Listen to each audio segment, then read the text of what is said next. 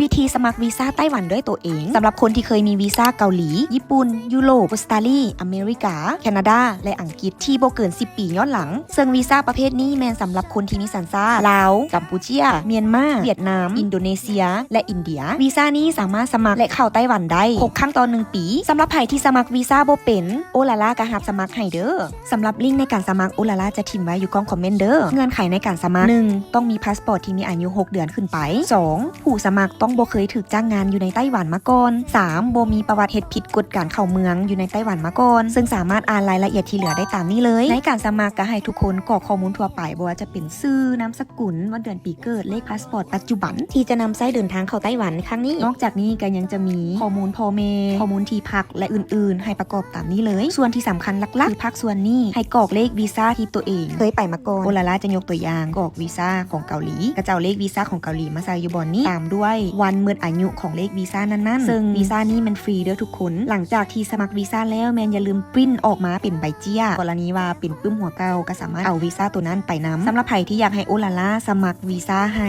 ก็สามารถติดต่อมาได้ที่เบอร์นี้เลย